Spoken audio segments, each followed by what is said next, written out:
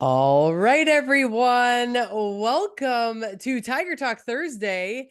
You're in for a special treat today. We've got one of Ottawa's locals, Darren Joseph, in the house. How are you, Darren? I'm good. I'm good, Janine. How are you? Good. We are on episode 60.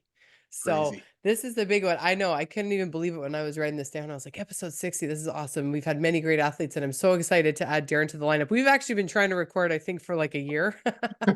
I've been Yeah, it's reaching been a out and I'm while. like, this week? Nope, this week, next week. He's a busy man. For those of you that are new to the series, these are all these conversations around um life after sports. I mean, whether it be due to injury, retirement, or some unforeseen circumstance that forces us to hang up the jersey and the transitions that we go through when those identities are shaken. I'm your host, Janine Charron, and I'm going to give a brief introduction of Darren. Darren Joseph is a Gee Gees football alum. He had a 13-year professional career in the CFL. Amazing.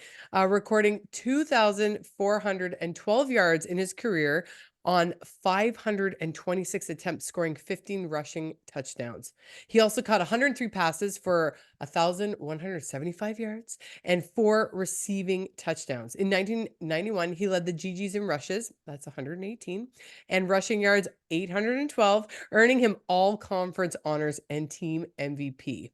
Prior to playing for the Gee Gees, Joseph spent 3 years playing for the Ottawa Sooners from 88 to 1990 in the CJFL, breaking the junior record for rushing yards in a season with 1,413 on the ground. Joseph is currently the running back coach with the Ottawa Gee Gees and is in his 20th year as a police officer with the Ottawa Police Services. Amazing. Welcome to the series. Awesome. Thank you. I'm so happy to be here finally, and it's nice to finally match up the schedules and make it work. So it I should be fun. know. So let's just go Yeah. right to it. Let's talk about what led you down the path to professional football. Talk to us about who is Darren Joseph. How did he grow into all this? It's funny. I started football kind of by accident. I was running home. I was late. I was late getting home for supper, and if you have a Caribbean mom, and moms in general, but Caribbean moms especially, 6 is 6, not 6:05. So I was sprinting home, and right near Frank Ryan Park, I was running by this house, and there was a guy with a garden hoses watering his grass. And I ran, and he said, "Hey, hey, hey!" And he said, "Hey," he goes, "You're pretty fast." And I said, "Well, I'm late." And I didn't have time to. I kept trying to run away, and he goes, "Hold on, hold on." He goes, "Have you ever played football before?" And I said, "Well, just in the schoolyard with my friends." And he said, "Well, I coached the Britannia Bayshore Broncos," and it was like, Just how it happened. that's how it happened. And his name was Jerry Rowland, and so he's a Britannia legend, and he coached a lot of kids that went on to do a lot of really good things in sports and just life in general. Oh my God, I And love it. Jerry told me, be at Frank Ryan Park. You go see that hill right there. Go up that hill. There's a clubhouse. He said, be there tomorrow at 5 o'clock because we're doing equipment pickup. And he gave me a form. He gave me a form to bring home and sign, like a waiver form or whatever, registration Yeah. form. And I'm almost afraid to say this, back in 1977, the registration for minor football in Ottawa was $15. Oh my goodness. $15. Yeah. My So, girlfriends and I have been back and forth on a group text about how expensive kids' sports are between cheer and hockey and all these things. It's just wild. The cost of sports are now $15. Well, that would have been a lot back then. yeah. Well, I'll tell you, it was, my mom quickly gave me the $15, and Ah, because all my life, people were telling her, oh, your son's going to be a football player. Um, I was, I wouldn't say I was bigger than all the kids. well, There was you a lot are of kids pretty calling me, but big. You're a big there, boy. I don't think I was ever like a stick, put Yeah. it that way. So Yeah. I always thought I was a natural fit. I think I was Yeah. born to play a contact sport for sure. Tried everything. I played everything. I played hockey, baseball, ran track, volleyball, soccer, basketball, and football definitely were my two favorite. I learned very quickly in high school that playing against 6'8" and 6'9" forwards wasn't going to get me fed. So I just stuck with football, and it worked out. Thank God. Yeah, well, I mean, when I posted on my social media, sorry, I'm having a crazy hot flash right now. Menopause is wonderful. Ladies that are watching know about that. I posted your information on my Facebook page, and already the comments were coming in about what a stand-up guy you are. You were one Sig wrote, you were his idol and growing up, so you definitely had an impact on a lot of people. Sometimes we don't know, when we're inspiring those people around us. So thank you for that.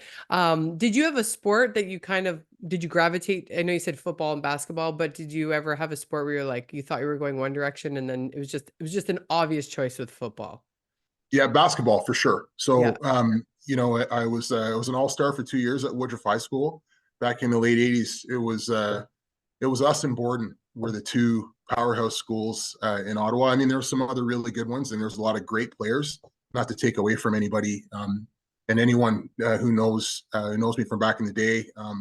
The real basketball was played at the Sportsplex, where it was no autopsy, no foul. So it was crazy. Like that's where me and my friends, I want to say the Sportsplex, playing Sportsplex basketball was nothing structured, just a bunch of guys getting together every Sunday for pickup. But I didn't really know, I didn't know that I could play at the next level until I started to get recruited. So John Restivo was the head coach at Ottawa U, and he showed some interest. And I didn't know till I saw an article. Someone did an article on me. A guy came to the school and did a little. He goes, "I'm just a little local paper or whatever." And then when I read the article, I saw that John Restivo had commented that he thought I was a two-sport athlete and that I could probably play basketball at the university level with some practice. It would have taken, and I would have had to switch positions. I'm only 6 feet tall, so I played forward in high school. I probably wouldn't have been big enough to play forward, obviously, at the uni level. So getting close to training camp, I kind of made that decision that basketball, I just felt like that gravitational pull to football. It's just a natural fit for me. Having played Sooners and getting the opportunity to play that 1 year at Ottawa U. I actually went to Ottawa U in '88 for training camp. Things were going well, and then I pulled a quad muscle like really bad. So I was out for about a week, and then when I came back, unfortunately, my spot on the roster kind of dropped from first string to sixth string And very what did quickly. that happens to athletes. So what was your mindset like when that happened? Did that affect you in any way? Yeah, you know what? I didn't handle it well, and I look back, and I ended up leaving the team and going to play Sooners. So I played 3 years Sooners, which Ottawa Sooner football. Once a Sooner, always a Sooner, and it was like a brotherhood, and it was really special. But in terms of national spotlight or playing on TV, like I missed out on all that because except for when I went back and played there in '91. So I was going to Ottawa U the whole time. I was playing Sooners from '88 to '91, but I only played at Ottawa U after going to training camp with the Rough Riders Okay. in 1990. I was on the PR and I tried out in camp in '91. Got released. I was like the last cut. And then I ended up going to play Ottawa U for 1 year. And again, that was a great experience for me. And I still have so many good friends from that Gee Gees squad. And we get together every year. Like before I even started coaching with the team, Panda is just a huge deal for us because it was so important to us as players. And we have a lot of friends on the other side of the canal too. So it's funny because you grow up together with these guys at Carleton and all the coaches at Carleton, and there's so many ties. You coach some of the players in minor football, and then guys pick their team, and now you got to deal with these players that you help develop, Yeah. and now you're coaching against them. So it's interesting. It's an interesting, you know, uh, Dynamic for formula to sure. watch. Yeah, yeah, it's a lot of fun though. It's fun. We have fun at Panda. Um, What sorry, one. Yep. I was just saying No. we have a lot of fun, and there's there's a um like they went on this win streak, and then now we're on a win streak. We've won 5 in a row, but they're loading up. And I talked to Frank Farinaccio, the running back coach there, He used to coach me, just on. Frank. Yeah, he actually sent me a message when he found out I was going to be on here. He said we Yeah, were he taught me at St. Matt's when I played football.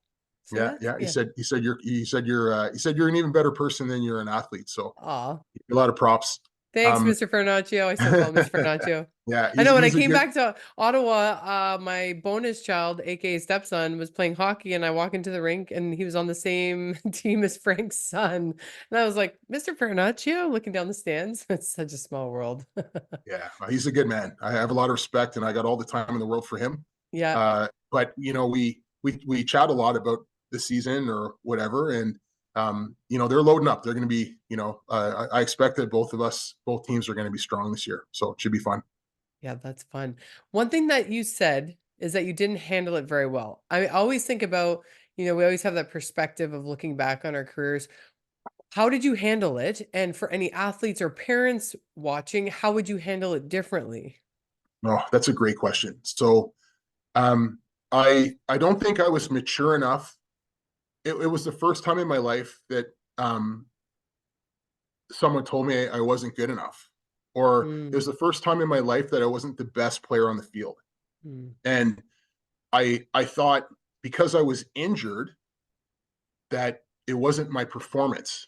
And so I couldn't handle the fact that I got demoted based on an injury, right? They always say you shouldn't lose your job to injury, but that's not always true. And lots of players, professional and amateur, lose their spot because they got hurt. So I've never put a lot of credence into that statement.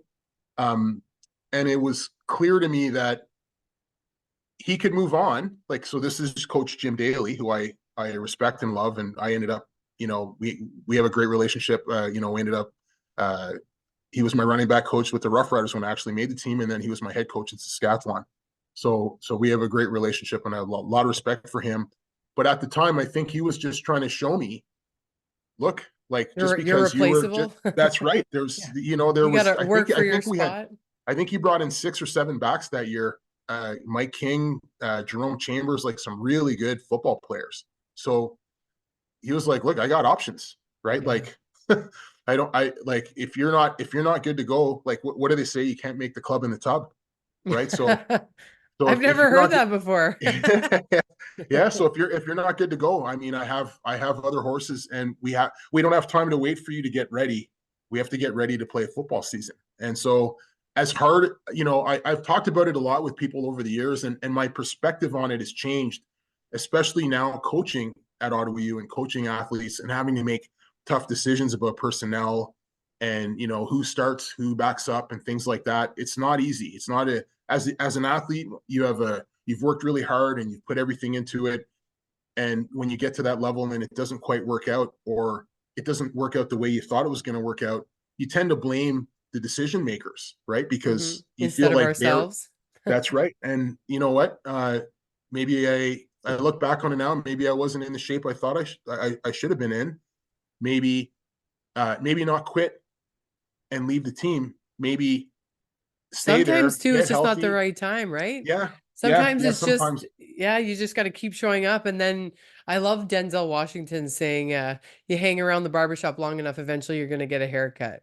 It's like, if something's in you and you're meant to do it, and it's hard. Sometimes there are periods, even when I do things or when I do my speaking stuff, like there's periods where I was like, oh man, is this ever going to pan out? Should I really? But I just kept showing up, and guess what? Opportunities come. And that's, I think, the hardest thing for us as athletes, because we go from being the best, and then you go to that next level and everybody else is the best from where they that's right. came from. And now you're like, oh, and you got to earn that again. Right. That's right. So, Listen, the very first time I got hit in my life, where I was like, "Wow," was at Ottawa U training camp. Steve Glenn is a linebacker, a longtime CFL player, long snapper, a good friend of mine. He hit me. He hit my soul. When someone hits, they didn't. He just hit me. He hit my soul. Like I felt that right in my soul, and I was like, "My God!" Like this is uni football. Like we're yeah. not playing games here, And that Hmm. was the first time that I really Welcome to the big understood. leagues. Yeah, it was like the first time I ran through the line of scrimmage in a CFL practice. Mm. So it was padded practice, and I was running a simple dive down up the middle, and the sound of the shoulder pads of the offensive and defensive linemen hitting actually scared me because I had never heard I'd never heard people that heavy and that big run into each other before. Like Yeah. Sooners was pretty close. We had some big boys at the Sooners, some of the old linemen who ended up actually playing in the CFL. But to have guys that are, 300, 310 that can move, hit each Mm. other, it I was have, I have chills as unbelievable. you say that, because I can hear the ice, like when when I skate, like when I would come out of the tunnel, I can hear that. It's visceral for us athletes. I mean, we did it so much, right? That's So right. I That's right. love that. For you, what advice would you give your younger self? Because sometimes, as much as sometimes we want to pad those experiences or say we do something different, I don't think necessarily we can learn without going through it as well. But how would you have handled it differently?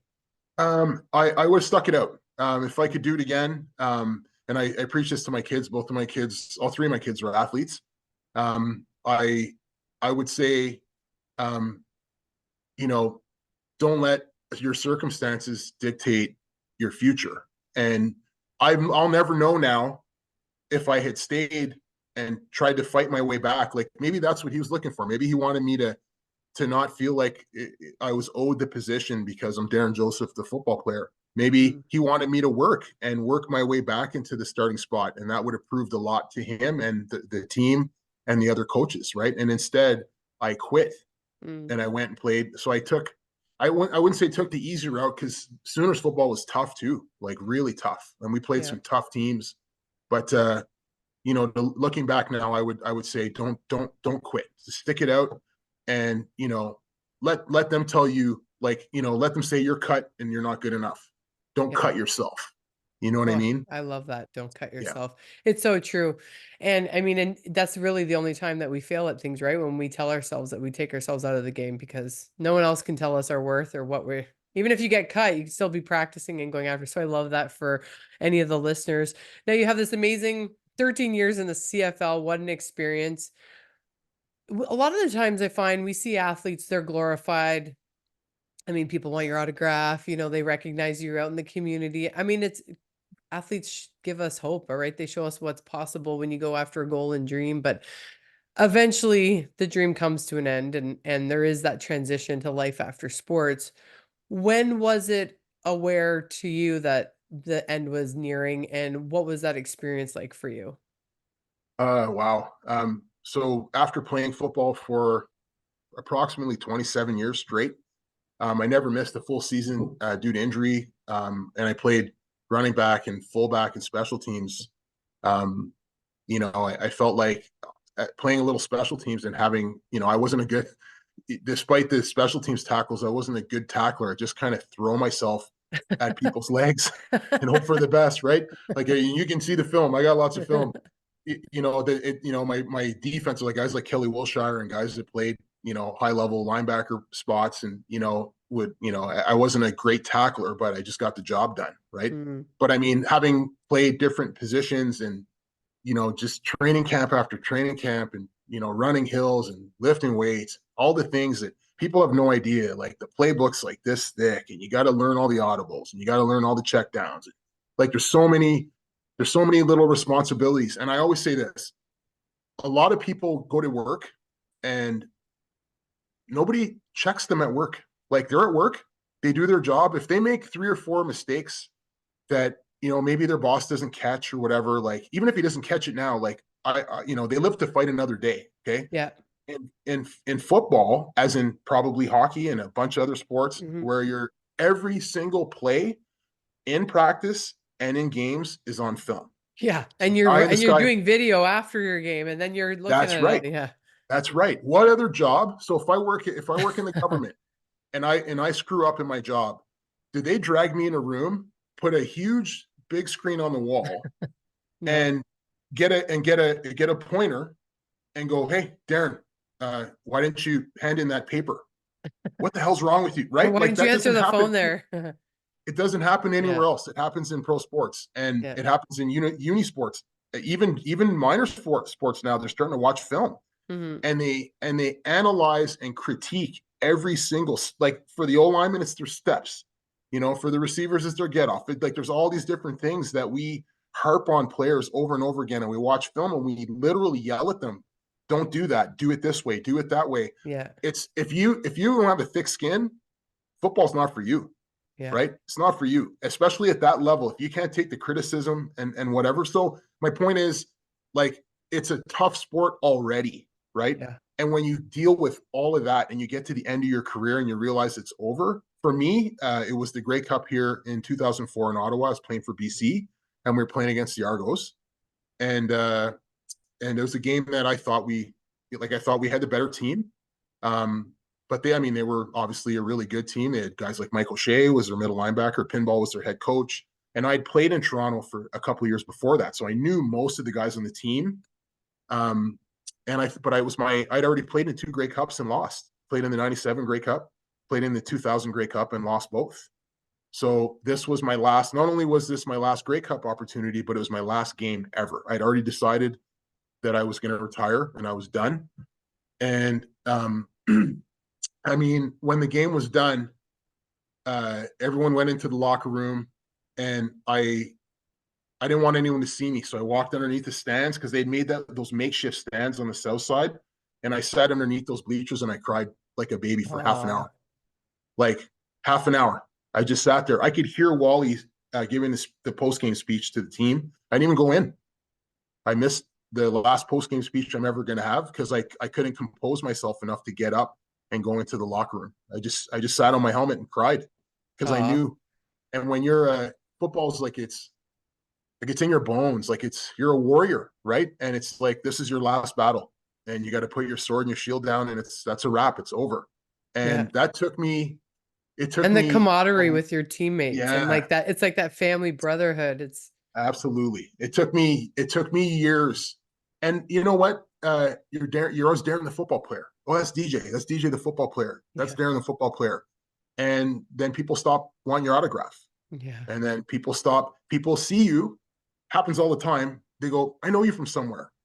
When you're playing, there's none of this. I know you from somewhere. They know who you are, right? Yeah. After a while, it's like, I know that guy. I know I've seen you somewhere before. And I don't even want to tell. Like now, I'm good. Yeah. But there was a time where that really mattered to me.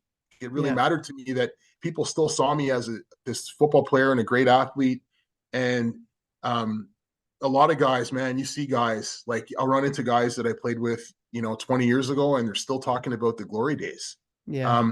I throw some stuff up on Instagram and I'll throw a couple pictures up or whatever, but trust me, I've been a police officer for 20 years. Like I've moved on. Yeah. Right? Well, it's your new identity. And that's why it's so important. That's why this conversation is so intriguing to me, is because sports are what you do. They're not who you are, but we live our life like they are who we are. Right. And it's like we're breaking up with a shell of, it's how we maneuvered through a room. It's how we gain friendships or likability at first, because it's like, oh, you're the athlete, or you've accomplished this, or da da da. And it's hard not to get stuck on the external validation bandwagon. It really does affect people's growth. It can stunt you if you don't focus on some of the other things. What did you notice was toughest for you emotionally or mentally after leaving the game? Did you have this loss of like, what do I do with myself? Or were you right into the Ottawa Police? So I was looking for a career for years prior to that, not because I didn't want to keep playing, because I played till I was 36. Wow. So I was 36 years old when I retired from the CFL. I was still running around at 36. Sometimes I can't believe I did that, but I had already made up my mind that I wanted to be a police officer. And I had already started the process. Like I took, they did the CPR first aid, and I'd already done the physical, and I passed everything the first time. Excuse me. And then it didn't pan out. Like I didn't get a call back. So then, after 6 months, I can't remember, 6 months or a year back then, you had to do everything again. So I did the whole thing again. I did the CPR first aid, or I didn't do CPR, but I did my pin test and all those things. The written test, I did all that again. And I'd done that during the season the year before. So I had everything still. And all I had to do now, because I had a package together, I said to go and apply. So I applied to 3 or 4 services. Like originally I was just going to apply for Ottawa, but at that point I was like, look, if I don't get a job, like I don't want to be the weak link. I don't want to be the one with no job. And I'd seen too many guys from years past. I'd seen too many athletes wandering the streets not knowing what else to do with their life. I just didn't want to be that, right? So, my mom always stressed, be the best, and, schools, paramount for my mom. You had to get an education, you had to really push. She was a brilliant woman. And we've heard a lot of moms on this podcast that tell people, telling their kids, good job, moms out there. It's true. Because eventually Theo Joseph was the best. She's the best human being I've ever met in my life. And the most inspirational, set by example, live by example person, not a mean bone in her body, the most caring, kind woman I've ever known. She was definitely the catalyst for a lot of my success. Like anything I did in my life was a direct result of the guidance and impact and advice and example that my mom set. Quickly, I wanted to touch on that quickly. Like my mom came here in 1961. Yeah. So you think about that, a Black woman from Vieux Fort, St. Lucia, a small town in St. Lucia in the Caribbean, comes to Canada in 1961. Like, what was that like? First of all, she's got to deal with the weather. Second of all, there was still, Canada is definitely ahead of the curve in terms of like, the difference between the Southern United States and Canada must have been, there's a huge chasm there in terms of racism, but there was still a lot of racism, it's hard to, I can't quantify that because my mom never talked about it and she never complained about it ever. But I can only imagine what she dealt with. The way she came here was on a program, like, so they had a program with the government, Canadian government was sponsoring people to come here from the Caribbean to work domestic. So you came, and the way my mom told me the story, she had to take a course. She was already a teacher for like a couple of years in St. Lucia. And then she decided, in the family, my grandmother decided that, it would be best for her to come here and get an education past what they could provide in St. Lucia at the time.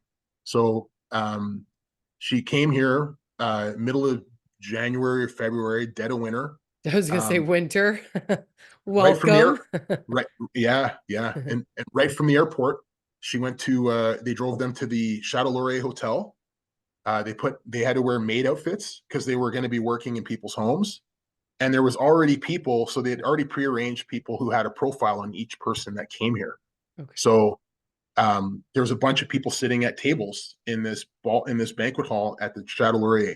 And my mom and all of the other people that came were all standing at the front of the room in their maid's outfits. And they, like a couple would say, we'd like to speak. So the criteria was like, you had to be married, you had to own a house, you had, at least one person had to have a job, you had to make X amount of dollars, and you had to show that you needed like somebody to help clean or whatever.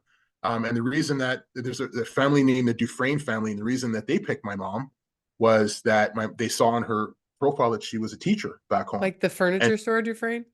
Yeah, I'm not sure. I'm like, is there a connection? Yeah. That would be interesting, eh? Now you're gonna look into it. I am. I'll use my police skills of observation or whatever, detective work.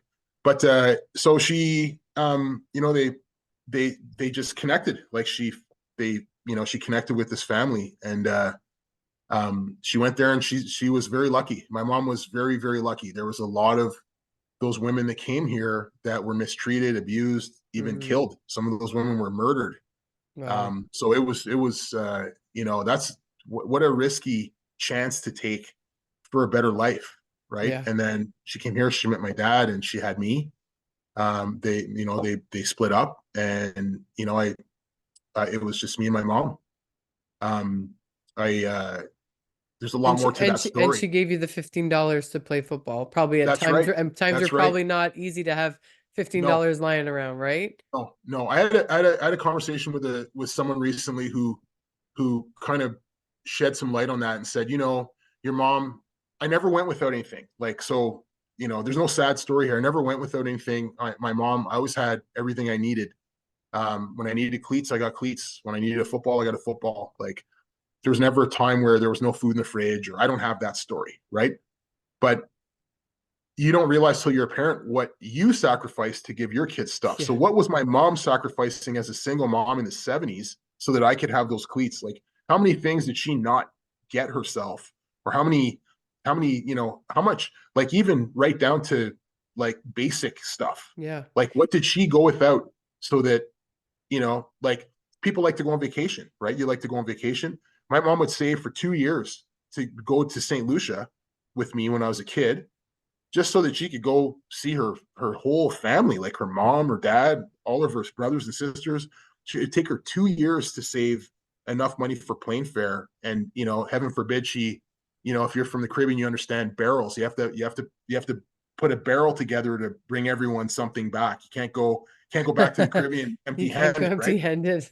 Yeah, so that's a real thing. That's a real thing. So we would have to send these barrels down, like and you talk anyone, any Caribbean guy, you talk to anyone, and the barrel would be in your living room like for months getting stocked, and she'd be taking orders from all the people back home. Oh, this person needs a dress. This person needs like whatever. It's just random stuff, flour, like really random stuff, I love and it. they fill these barrels and send them home. Yeah, it's crazy. And she must have loved watching you play football. She did. She did. She was very, very proud. Anyone who's ever been to my mom's my childhood apartment in Britannia will tell you, like, and I didn't realize. I thought it was normal until I went to other people's homes and I didn't see pictures all over the wall. Oh, for you And playing then football? Yeah. I've seen me that in doing other anything. athletes' house. My dad's the same. He's got all the kids in the hallway, and it's kind of funny. It's true. You do go to other, it's funny you just said that. I have been at the people's houses like, oh, you don't have like a wall of all of your sports? What? Yeah, It is a yeah. thing. Good old parents. I know parents sacrifice a lot, and that's really important for any athletes listening. I mean, there is and especially the cost of things today. I mean, it is a lot more costly. And you nailed it on the head. Like, what is she sacrificing from her single life as in the 70s just so that I could feel that I was never went without? It's pretty spectacular what parents do for us. Amazing. So, Yeah. so where does that? So you said it was a couple years after. Then you get into the Ottawa Police. Did you still find I do find too there's this transition, like you start this new identity or this new role of whatever it is that you're pursuing next, but there's an overlap of those transitions. Like there's the overlap of the football player that kind of fades away and we move into this new identity, or we realize that you don't need all that, or I find external validation is a big thing for athletes. What was your experience? So it did happen quickly. It took me a couple of years to get hired, but because I was doing it while I was still playing, Smart, which is smart. Would you recommend that to other oh, athletes? absolutely, absolutely. Start plan ahead. So athletes who are looking at the end of their career, if you're thinking about retiring, you're thinking about packing it in, please, because we don't give ourselves enough credit, and Mhm. you start to feel like I'm just one track. I'm one track. This is what I do, and that's not the case at all. Like you develop so many skills in professional sports. It's crazy, just sports in general, like Yeah. communication skills, hard work, teamwork. There's so many qualities that you can bring to business, to like any other, like fire, police, paramedics, government, working, in a consultant, working here, working there. Like there's so many, and I tried, trust me, I tried everything. I was a personal trainer. I worked for a recruiting company. Uh, I, I worked as a mortgage broker. I mean, I tried everything, and I the think I feel like I hear that with a lot of athletes. We're so used to that intensity or that team feeling or that structure, right? And it's like, but then you also don't want to be told what to do all the time. And you got to have a sense of freedom. Like I find a lot of athletes, they gravitate towards, a position like yours or fire or real estate, or, like I'm in sales. So I have the freedom to build my schedule and structure and stuff like that, as well as do obviously my speaking and stuff like that. But it's just interesting the roles that we are attracted to as athletes. I do find like a lot of people can't do desk jobs after sports. Like yeah, the yeah. desk job is like spiritual suicide for me. I couldn't do it even now. Like in my role, like I was on patrol and neighborhoods, and I worked different sections with the Ottawa Police over the last 20 years. But even now, I don't like to sit at the office too much, and I like to get out of there and move around. Active, Um, talk to people. that's right. That's right. I'm a community officer now, so I work a straight day shift, which is rare for police officers. Oh, Uh, nice. and before that, I was a school resource officer, and then before that, I was on patrol. So I wanted to ask you before we wrap things up, as a coach, because I talk a lot about character and integrity, or when I'm talking to younger athletes, nobody can take away your work ethic. Nobody can take away your positive attitude. No one can take away the energy you bring into a room. But for any athletes or parents looking, or the parents that are over involved, what are you looking for as a coach in the players that you're recruiting? Because I think it's really important to make sure that people are clear on what coaches are actually looking for. And sometimes you don't even have to be the best player. Like maybe there's other positions that they fill, but what's your side of the coin on that topic? I mean, I primarily coach running backs, but we coach everyone, right? You take part in drills, you take part in a lot of things. So, and you interact a lot with all the players on both sides of the ball, which I love. We're very interactive on our coaching staff, and I believe that when people say coachability, that's a pretty broad term, right? Oh, he's coachable. Well, what does that mean? Well, it means he's a good listener. It means that he takes criticism, and it's okay.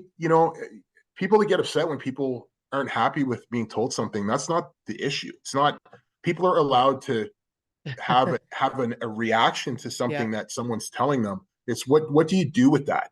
So do you go and feel sorry for yourself? Do you not try hard the next play because you're still thinking about the last play? Or do you make the correction? And the people that can make the correction immediately and learn. And so we look for guys that I only have to tell once. Yeah.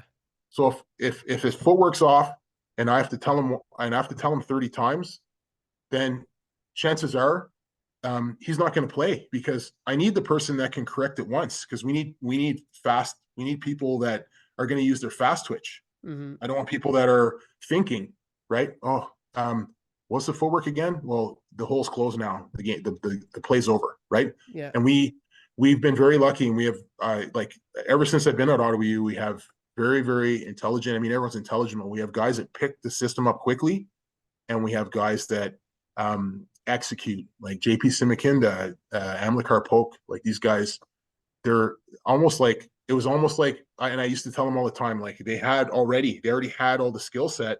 Now it's just getting their mind into like a professional setting and saying, okay, well, what do these people? It's a little bit different now. The stakes are a little bit higher. People are getting paid. Everyone's great. In university, I remember running the ball and thinking, yeah, I made that guy miss pretty easy, and then you get to the pros and everyone's fast, everyone's strong. So what do I do to get better and be the best at this level? Right. Mm-hmm. So we've been very lucky to have a lot of players. Right. Case in point, there's a lot of guys since I've been at Ottawa U that are now in the CFL. So, nice. That's in part with, yes, we help, but they're the ones doing the work. They're the ones that get the credit. Yeah. It's the stuff behind closed doors that no one sees, that extra time, right? Yeah. Extra video, extra studying of plays. I love that. Yeah. It's not me. No, well, it's not. No, I say that people go, oh, I heard your running back got drafted. Yeah. But he's the one who who put the work in. He's the one. I don't like, I'm not big on pats on the back. Like that's about him. That's about that individual. Right. Yeah. So what are you most proud of in all of your football career? You know what? To be an offensive player, my whole life, the only record that and it's not a record I hold by myself. I think there's 6 other guys that have this record, is the 7 special teams tackles in one game. Like of all the things for me to get, I don't have the, most carries in the game or a season or most rushing yards.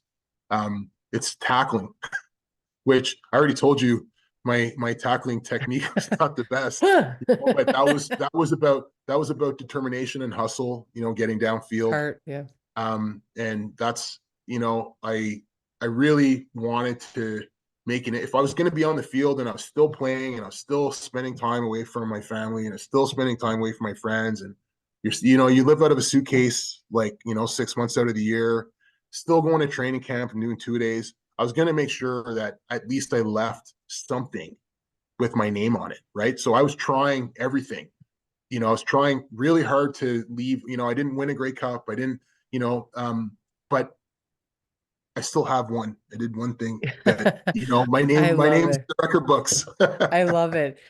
And I mean, initially it started this conversation with a mission and vision to help those athletes that are suffering in silence, that aren't willing, they haven't come forward, that they're really struggling with. They don't even sometimes know that they're going through an identity crisis after sport, or they're feeling lost and stuck. What would be your top 3 tips for someone who is maybe has left sport, whether due to injury, retirement, or unforeseen circumstance? What would those next few steps be for them to kind of come back to finding themselves and navigating that next chapter of their life? That's a great question. So for me, the first and foremost would be come to terms with your circumstance. Mm, So um, I left on my own terms, but I didn't leave the way I wanted to leave. I wanted to leave a Grey Cup champion. It didn't happen. So now it's a joke with my friends, and people go, "Oh, you played in 3 Grey Cups, you didn't win," and I'm okay with that. But it took me a long time to not let mm, that go. yeah, I couldn't come to terms with the fact that I spent so much time in the CFL and had 3 opportunities and didn't win, right? yeah, Um, and I eventually came to terms with my circumstance. Okay, I did. What about what I did, not what yeah. I didn't do or what I didn't accomplish? Focus on what you did do and what you did right, because you can't go back and change anything anyway. So Mhm. you might as well grab onto the positives and take those forward with you. So that would be number one. The second thing would be I had a passion for policing, and I don't know where it came from. Um, it might be the protective aspect, protecting people that can't protect themselves. Um, Doing a job that primarily, and I'll be honest, a lot of Black people in my circle and outside of my circle were not happy with my job choice, Mm, because of the growing tension between. And I'm like, you know what? There's My mom used to say, before there was 100 Black lawyers, there were none. Before there was 100 Black doctors, there were none. so true. We had to. Someone has to take the steps, right? So if we can't sit back as a community and go, oh, the police are mistreating us, and never become part of the process, right? And it's always been looked at negatively that we can't do this. Well, I don't. That's not what I don't believe in that at all. I think, why don't I get involved, and be part of the solution? And so I can at least, you know, I can at least be someone in my community and represent my community, where we should have representation everywhere. It shouldn't just be here and here. We can't just be athletes, singers, entertainers. Like, we have to be everything. We have to strive to be represent in every aspect of the community.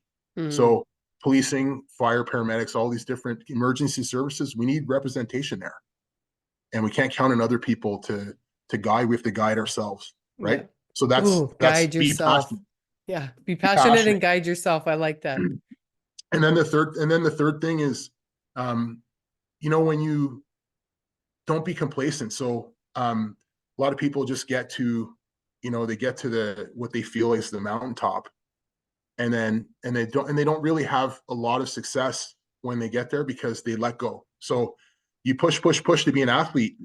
They should remember what that feels like. Remember what it feels like to push hard and grind to become the starter on your team, or to become the leading scorer, or to become the best goalie in the league, or whatever that is that you pushed for and you grinded for, even just to make the team.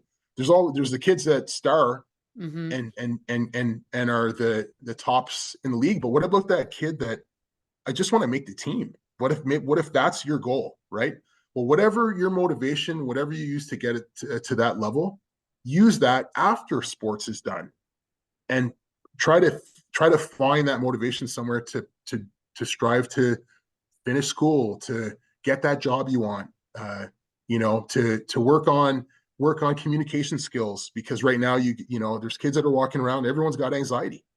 you know how do you beat that? Well, you gotta face that fear that you have.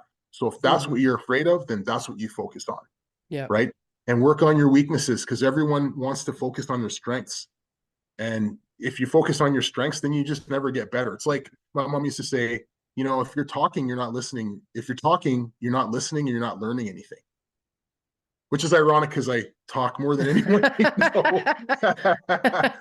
No one talks more than me, but That's there's okay. like when people watch this, there's gonna be 100 people going, "Yep," they'll be laughing because no one talks more than I do. But That's okay. but I understood what you meant. when it's time, Janine, when it's time to listen, I listen. Yeah. That's when I. So when it's No, important and it's time for me to shut up, I I listen understand. to what people have to say, and I really try to understand them. So Yeah. No, I love it. Well, what an amazing career. What an amazing athlete. What an amazing contributor to our community, which I'm very passionate as well. I do believe, we need to spread that. Everybody wants to be part. My mom would always say, everyone wants to be part of a community, but no one wants to be a good neighbor. Where does that, So that was always ingrained in me, being a good neighbor and being part of the community. So I love that you're so passionate about that. So thank you.